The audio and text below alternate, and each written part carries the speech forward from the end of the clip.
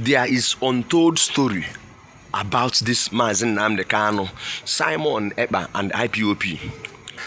This is what we want to share with you this morning. You need to know the truth and nothing but the truth, the solid truth about this very case, this very young man and Mazi Nnamdi Kanu, how everything started and how everything crumbled.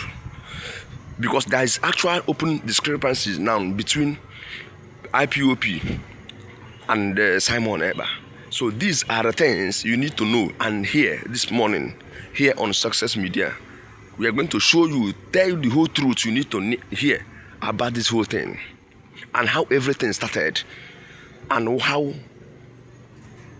it is really going now. Because this Simon Ekpa's arrest have actually thrown a very big question on if we have double IPOB or different zones operating under one umbrella inside IPOB. So many things are hidden under this, and which is what we are going to show you, tell you everything, how it happened and how it started.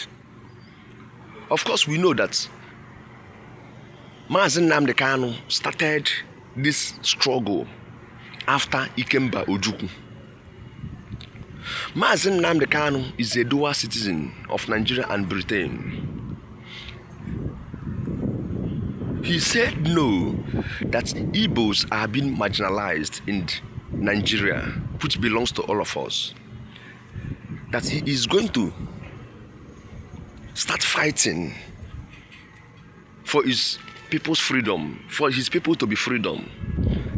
Nnamdi Kanu went ahead and get IPOB registered in the international law. It is registered under international law and it is very open. Everyone knows that, even the government knows that. As the case started going, the federal government saw this as a threat to them. They saw IPOB movement as a threat to them. This same IPOB formed what they call ESN, Eastern Security Network. This Eastern Security Network, their main aim, objective is to protect the land in eastern zones, the forest, to guide the people against this Fulani mayhem and all those Fulani people, banditry and what, kidnapping, so that it won't gain ground in southeastern zones. Because this Mazi Nnamdi Kanu have been saying that they will use a strategy to occupy all the space in the southeast, to occupy the places in southeast and carry out their jihad. This is what Nnamdi Kanu said. The same Nnamdi Kanu said that our lands needed to be protected against these people, that their motive is not yet known, that they have interior motives which everybody should be very careful of. They will carry out some certain functions which some people may not know the main purpose of carrying that function. This very young man started this movement. He solicits support from foreigners, those who based abroad, to support him in protecting their fatherland. He created offices in various countries, in Asia, US, Canada, UK, and various places. Later, government started seeing him as a threat, seeking all means to get him arrested, because he has been exposing everything happening in Nigeria, everything happening around the leaders, and everything he has been saying is nothing but the truth. This very young man started exposing the government, started exposing the secrets these people share, started exposing the cabals that operates the devilish act in leadership, started exposing their factories, hotels, the way they siphon money, how they send money abroad, everything they do. This same man started exposing everything. And he put it to them, showing them evidence and everything they needed to see and needed to hear. They started shaking. Whenever this man speaks, they will catch cold. Whenever he sneezes, they will catch cold. They started seeking a means to silence his voice, because they are seeing him as a very big threat. Even the southeastern governors, the PDP then southeastern governors, they were seriously afraid of him. They were seriously afraid of him. They are seeing him that he's going to carry out revolution against them. That he is coming up with a revolution against them. That was the main purpose. They wanted to silence him and silence his voice. Then they were gathered in Abuja and called all the southeastern governors to come to Abuja, and they asked them, they want to use the federal might. They asked them their purpose or connection with this very young man, Mazi Nnamdi Kanu. If they want everything the guy is saying, or if what he's saying is truth and what they are going to do, that it is a threat to Southeast. That whatever he's saying is a threat to what Nigerian state. Then what happens? They wanted to use a strong governor in Southeast to act, and they picked Dave Umahi. Dave Umahi was picked in 2015. He summoned the southeastern governors in Enugu State and prescribed this IPOB, a terrorist organization, a terrorist group. They prescribed it a terrorist group. Why are they prescribing it a terrorist group? Because of their mission to protect their people, to seek redress on the marginalization of Ndi Igbo in Nigeria.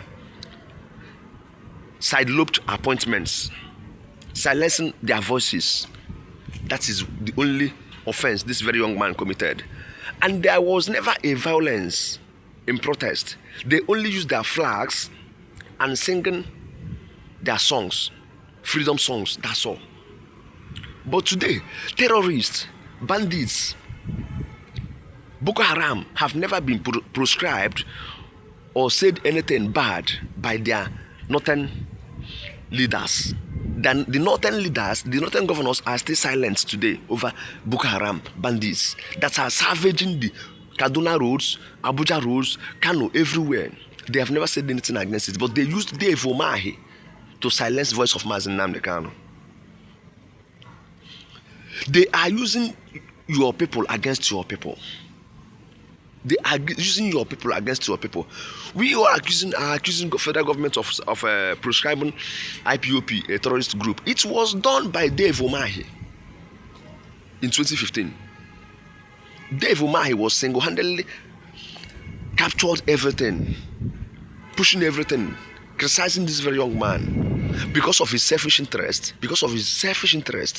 Because he was the governor, so he wants to eat his money peacefully. He don't want any distraction from anyone. That's why he rushed to enter APC, for that protection. They got this very young man arrested because of his truth. He was granted bail. Nnabdi and others shot him, and he started saying the truth again. But they never wanted the truth. Then from that truth this very young man is saying, they got him arrested again from Kenya. This whole thing gave rise to Simon Ekpa. Simon Ekpa, no one knows Simon Ekpa. It was the incarceration of Mazi Nnamdi Kanu, his detention, that gave Simon Ekpa the stronghold, the ground to stood and started saying some things he started saying, which IPOB on their program, on their agenda, kicked against some of the words Simon Ekpa was using, because they want peaceful agitation, not violence agitation. They have their agendas, which is on the interest of the southeastern zones. But Simon Ekpa started violence, staging boys, sponsoring boys to unleash mayhem on people, everyone. That was how everything started. No one knows Simon Ekpa. Simon Ekpa is really going contrary to the rules, ages and caprices of what? IPOB. That's why they started fighting him. And him thinking that he's financially buoyant, gathered his own momentum, started his own office, started fighting alone without that IPOB. He started saying everything, and this thing, they're accusing Nnamdi Kanu of being co-conspirator of that. But Nnamdi Kanu has no case, has nothing to do with Simon Ekpa and all he's doing. Even IPOB has nothing to do with Simon Ekpa. They are different from what Simon Ekpa is saying. They are not part of Simon Ekpa. Everything Simon Ekpa is saying is not part of them. That's why they started fighting Simon Ekpa. That is how everything started. And now government are standing on that very worst violence expression of Simon Ekpa in this Mazi Nnamdi Kanu's case. That is why IPOB are fighting that they are not part of whatever Simon Ekpa is doing. That Simon Ekpa is on his own. That IPOB is a registered organization and they have interest, they have agenda, and the agenda is what? Peaceful protest and what? Self-freedom. Normal dialogue, self-freedom. So right now, Mazi Nnamdi Kanu have vehemently said that he is not in connection with anything Simon Ekpa is doing, that he is person on his own, and whatever he's doing is different from what he himself believes in. He have never carried out violent expression towards anyone or anybody. That his own is open speech, which is using his Biafra radio to broadcast. He has no secret agenda about government or whatever, but he is saying that the leaders are not doing well and they should start doing well and share the resources Nigerians have, that no Nigerian is more Nigerian than others. That's all. So Simon Ekpa is doing his own separate. And who knows who is sponsoring him and whatever he's doing. That IPOB is not part of whatever he's doing. That is the secret about this very whole thing. So right now, IPOB are saying that government should not use Simon Ekpa's case, his conviction, 6 years imprisonment about Mazi Nnamdi Kanu, that they are not the same person. They are not doing the same thing. Look at what IPOB are posting. Simon Ekpa, kidnapping, killing, and taking ransom from your own people in the name of freedom fighting is an international what? Crime, and a crime against humanity. These men who were charged along with Simon Ekpa over terrorism and crimes against their own people in Biafra land, they received ransoms from kidnapped victims and engaged in terror sponsorship and money laundering. These are the people they showed. So IPOB are isolating themselves from these very people, that they are not the same. That they are not the same. That they are not doing the same thing. The indigenous people of Biafra has warned against linking it to the what reported conviction of Simon Ekpa in Finland. IPOB insists that the self-acclaimed leader of the Biafran government in exile has no ties with the what?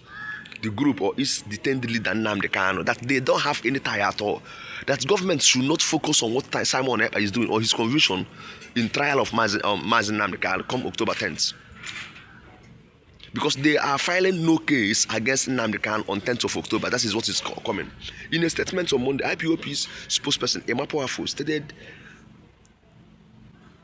the move to associate Ekpa with the group was a plot by the government, Nigerian government, to compromise Nnamdi's trial. They shouldn't associate Mazi Nnamdi Kanu's case with that of Simon Ekpa. That is what they are saying. The world must know that Simon Ekpa has never held any position in IPOB or ESN. The group alleged that authorities were using Ekpa's case to influence the ruling on Kanu's no-case submission scheduled for October 10, 2025, describing the delay in judgment as judicial hostage taking.